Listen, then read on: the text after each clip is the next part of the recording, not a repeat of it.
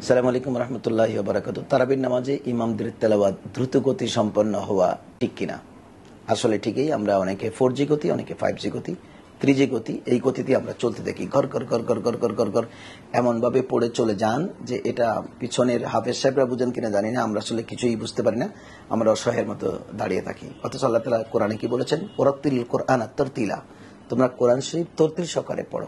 অর্থাৎ এমনভাবে সুন্দর করে কোরআন শরীফ পড়বা, লফজান লফজান। যেমন আলহামদুলিল্লাহি রাব্বিল আলামিন আর রহমানির রহিম, লফজান লফজান। আপনি যদি সেভাবে লফজান লফজান কোরআন শরীফ পড়েন, পিছনে যে মানুষটি একেবারে দুর্বল দাঁড়িয়েছেন, যিনি কানে কম শুনতে পান বা যিনি কোরআন আওয়াজ ভালো করে তার কাছে যাচ্ছে না, ইনিও কিন্তু বুঝবেন যে হুজুর এখন রহিম বলেছেন, এখন রহমান বলেছেন, এখন মুমিনিন বলেছেন, এখন মুসলিমিন বলেছেন, এখন ইয়া আইয়ুহাল্লাযীনা বলেছেন। এটাই হচ্ছে ওরাত্তিলুল কোরআন তারতিলা। এই তরতিলের বাইরে যাওয়ার কোনো সুযোগ নাই। এখন আপনি প্রশ্ন করতে পারেন যে হুজুর, আমরা তো যদি 5G গতিতে না পড়ি তাহলে তো আমাদের নামাজ একেবারে 3 ঘন্টা ব্যক্তি হয়ে যাবে। আর রাসূল কি বলেছেন? মান কামা রমাদানা ঈমানান ওয়া ইহতিসাবা গুফিরা লাহু মা তাকাদ্দামা মিন জামবি। আপনাকে রাতের বেলায় কিয়ামুল লাইল করতে বলেছেন। কিয়ামুল লাইল আধা ঘন্টা না তো। কিয়ামুল লাইল মানে আপনি এত বেশি দাঁড়াবেন যেটা আপনার কষ্টের কারণ হয়।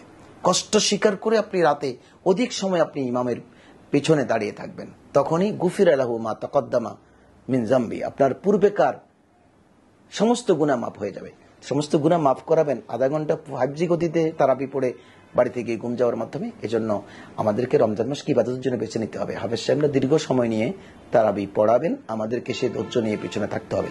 মক্কা মদিনা গেলে তো কেউ তাড়াহুড়া করে না, ওখানে তো 3 ঘন্টা সময় লাগে, 3 ঘন্টা দাঁড়িয়ে থাকে। আর বাংলাদেশে আসলে বলে যে না, এখানে চলবে না, এটা 5G গতিতে পড়ায় না। আর ওই মসজিদে ভালো, ইনি দ্রুত গতিতে শেষ করে দিয়েছেন।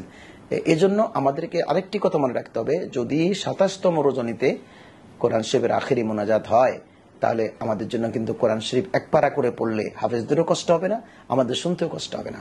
কিন্তু আমরা করি কি, 10 দিন, 12 দিন, 15 দিন, 14 দিন, এরপরে গিয়ে আমরা হয়তো হই হই রই রই বাজার সজাই, ঈদ উৎসব করার জন্য আমরা ব্যস্ত হয়ে যাই। এটা কিন্তু নিয়ম না। আপনি রমজান মাসকে বেছে নিতে হবে ইবাদতের জন্য। সুতরাং আপনি ইবাদত করবার জন্য সহি সালামতে সুন্দরভাবে আপনাকে মসজিদে গিয়ে দাঁড়াতে হবে এবং ইমামের পিছনে দীর্ঘ সময় নিয়ে কোরআন শরীফ পড়তে হবে। আর ইমামদের কথা বলে দিতে হবে যে আমি 5G গতিতে কোরআন পড়ালে আমি আপনাদের মসজিদে নামাজ পড়াবো না, আমাকে লফজান লফজান তেলাওয়াত করার সময় দিতে হবে। যারা ধৈর্যশীল, যারা গুনাহ মাপি চাই, তারা আমার পিছনে আসবে, আর বাকিদের ব্যাপারে আমি দায়িত্ব নিতে রাজি না। তাহলে কিন্তু সব হাফেজরা যদি এরকম সুন্দর করে পড়তেন, সব মানুষের মধ্যে অভ্যাসে পরিণত হতো। মক্কা মদিনায় যেমন অভ্যাস হয়েছে, বাংলাদেশে হবে না কেন? আমরা যে কোনো কিছুতে তাড়াহুড়া করি, এটা ঠিক না। আসলে বিষয়টা আমাদের উপলব্ধি নেওয়া দরকার, আমাদের বোঝা দরকার।